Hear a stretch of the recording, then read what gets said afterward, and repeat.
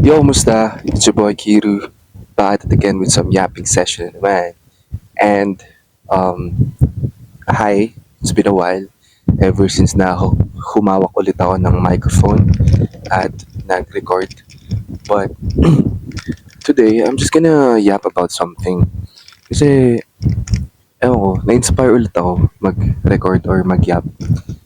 Actually, nag-yap naman na talaga ako. I mean, nag-yap pa rin naman ako, pero sa live nga lang sa TikTok. Anyways, if you guys wanna follow me there sa TikTok, ito lang yung TikTok ko. Saan ko ba i-see? Basta i-ano ko na lang. I-edit out ko na lang. Kunwari dito. Yeah. Nagla-live ako doon. Tapos, ano lang, sometimes I up there. Sometimes doon ako nagkikwento about sa kung ano-ano. Yeah. But then again, yun nga, going back sa reason kung bakit andito ako ngayon. May nagpadala kasi sa atin ng mensahe. I mean sa akin. Sa atin. Parang mas maganda yun mas inclusive pakinggan. Pero yun nga, may nagpadala sa atin ng mensahe, ng message rather. Pares lang naman yun. Di ko alam kung bakit. Translate ko pa. But, ito yung pinadala niyang message. Ito yung message niya. Basahin nyo na lang. Like, pause to read. Okay na. Okay na. So, sobrang na-appreciate ko yung message niya kasi wala lang. Kasi, somehow, may na-appreciate ng kung ano yung ginagawa ko. And at the same time, kung ano yung mga pinagsasabi ko. Kasi, I'm just literally yapping. I'm just doing my stuff. I'm just being. I just be. You know what I'm saying? Tapos, to think na, alam mo yun, somehow may impact yun sa ibang tao kahit kaunti lang. It feels good. Kasi, yun nga, parang, yun naman talaga yung purpose kung bakit ko to ginagawa. I mean, sabihin na natin, alam mo yun, ginagawa ko to for myself just to document, just to document my life, just to yap about anything na gusto kong iyap. Andun pa rin yung purpose na yun, to have a subtle impact, kahit kaunti lang, sa mga taong nakikinig sa akin or sa mga taong nanonood nito. 'Di ba? Kung ano man yung mag-resonate sa kanila na makuha nila sa mga pinagsasabi ko. Alam mo yun, goods na ako dun. Basta may impact ako sa tao kahit ano lang. Kahit ganito lang You know what I'm saying? Pero, yun nga, sa totoo lang, sobrang tough din ng journey ko for me to come at a point like this. Siyempre, dumaan din ako sa phase na, shit, na hihiya ako, ganun. Hindi ko alam sasabihin ko. Until now, nahihiya pa rin naman ako. At until now, nauubusan pa rin naman ako ng sasabihin. Pero, ngayon kasi parang iba na. Parang mas natutunan ko ng gawin yung mga bagay na gusto ko without thinking kung ano yung iisipin ng ibang tao sa akin. Pero, hindi ko naman sinasabi na, alam mo yan, hindi na talaga ako nag-iisip ng ganun kasi there are times pa rin talaga na mababother ka sa kung ano yung iniisip or kung ano yung may isip sa'yo ng ibang tao. But, syempre, there are times pa rin na, alam mo yun, mababother ka pa rin ng sasabihin sa'yo ng ibang tao or hindi pa rin mawawala yung instances na subconsciously iisipin mo yung iisipin sa'yo ng ibang tao. But, yeah, you know what? Regardless of whatever, regardless sa kung ano yung sabihin sa'yo ng ibang tao or kung ano yung isipin sa'yo ng ibang tao, man, just do you. I swear to God. Just do you. Kasi at the end of the day, yung mas nagmamatter naman kasi talaga is kung ano yung nararamdaman mo sa kung ano yung ginagawa mo. For example, noong nakaraan, ako kasi, dito sa amin, mahilig ako sumayaw. Kahit mag-isa ako, I dance sa park. Dito sa may malapit sa bahay namin. And, usually, pag nagsasayaw ako, meron akong speaker na gamit. Pero nagkataon, yung speaker na gamit ko, sobrang hina. And nasanay kasi ako sa speaker na malakas. So, yung ginamit ko na lang is my headphone. So, di ba pag naka-headphone ka, malamang ikaw lang yung makakarinig ng tugtog na sinasayaw mo. Right? And then, I did that. I basically did that. I dance regardless sa kung ano man yung nakikita ng ibang tao sa akin. Sa POV nila, I am just dancing without music. Sa POV nila, maybe I'm being crazy because like sumasayaw ako sa katahimikan sa point of view nila. Pero sa point of view ko, I am enjoying myself. I am having fun. Kasi sa perspective ko, I am dancing with music. You know what I'm saying? Kumbaga, regardless sa kung anong isipin nila sa akin, regardless sa kung ano yung sabihin nila, while I am dancing in silence sa point of view nila, I don't care. Kasi, I am enjoying what I am doing. May sense ba yun? You know what I'm saying?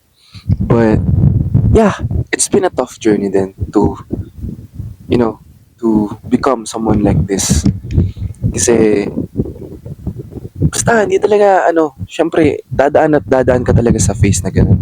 Na makikringe ka sa sarili mo or sa bagay na ginagawa mo. Pero eventually, kapag natutunan mong mahalin yung isang bagay, regardless sa kung ano nga yung sasabihin sa'yo ng ibang tao, fulfilling siya. Fulfilling. Sa totoo lang. Dati, dati hindi ko kaya dati hindi ko kayang sumayaw mag-isa sa labas. Dati, hindi ko kayang maglakad mag-isa sa labas. Dati, hindi ko kaya mag-jump rope mag-isa sa labas. Dati, hindi ko kaya mag-run or mag-jog mag-isa sa labas. Diba? Pero, I overcame those thoughts. Kasi, sarili lang din naman talaga yung nag-hold. Kasi, sarili lang naman talaga natin yung nag-hold back sa atin. Diba? Ang lakas ng loob kong sabihin yun. Akala mo, diba? Akala mo, ang lakas-lakas ko na ngayon. I mean, you know,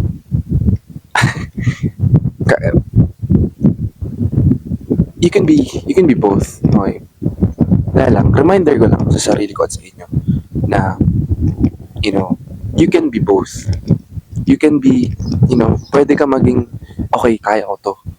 At the same time, pwede ka rin, okay, wag muna ngayon kasi parang hindi ko kaya. You can be both. You can't just be, you can't just stay here and not be like this. You can be both. I feel like that's one of the good things of being a human. Kasi you can be both. You can be anything. You can blend into this. You can be anything. You can be both. Yeah, you can be a paradox. Diba? Just like me. I mean, ako na naman. Baka sabihin niyo, puro na lang about sa akin. Malamang video ko to. Nah, I'm just kidding. But like, yun nga, sa mundong to, sa buhay natin, okay, parang, sobra tayo na pressure to be, you know, maging, lagi tayo na pressure maging like, kunwari, maging engineer, profession-wise, maging engineer, maging teacher. Parang, lagi tayo na pressure na hanggang dun lang. But at the same time, you can be teacher and a dancer at the same time. You can be a lover and, and an artist at the same time. You know what I'm saying? May sense ba? Di ko alam yung pinagsasabi ko. Pero, yun nga, kumbaga, paradox, man. You can be a paradox. Ako, personally, sige, gamitin ko na naman example yung sarili ko. Right now, I am being a paradox because like, part of me, okay, ito ako. Part of me wants to be remembered. Okay? Wants to have an impact sa ibang tao. And this part of me wants to be remembered. But this part of me wants to be forgotten, wants to disappear out of nowhere. But yung dalawang parts na yun, I can be both, right? Because sometimes I can just disappear. And sometimes, I can have a good life.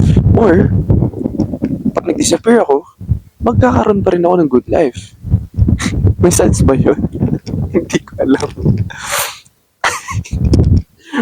I don't know. Hindi ko alam kung may sense yun. But I hope it does make sense sa mga nakikinig sa akin. If meron man, if wala, okay lang. Kasi, again, I'm just doing this for myself. Kumbaga, ano na lang, bonus na lang kung may touch sa inyo sa mga sinasabi ko. You know what I'm saying? But, yeah, yun nga, going back sa message kanina ni, ni random, citizen na kilala ko syempre. Um, yun nga, parang, at the end of the day kasi talaga, yun din, parang, babalik ka pa rin sa tanong na, masaya ba ako sa ginagawa ko? Yun yun. Yeah, magkakaroon ka talaga ng face na magda-doubt ka sa sarili mo. You know, I feel like doubt, hindi ko alam kung mawawala ba yun sa sarili natin. Pero ang importante is, I mean, nakakahanap pa rin tayo ng paraan to overcome, to push forward despite sa mga doubts natin sa sarili natin. You know what I'm saying? But yeah, feels good, feels good to, na may na-appreciate ng ginagawa ko dito at ng mga pinagsasabi ko. And yeah, again, guys, thank you so much sa mga na-appreciate, sa mga nakikinig, sa mga sumusuport. Diba? Kahit yung mga silent supporters yun. Thank you so much. It feels good. And yeah, I feel like that's it. Sana dumating tayo sa point na sana gawin natin yung mga bagay. Sana dumating tayo sa point na hindi na natin iniisip yung mga sasabihin ng iba.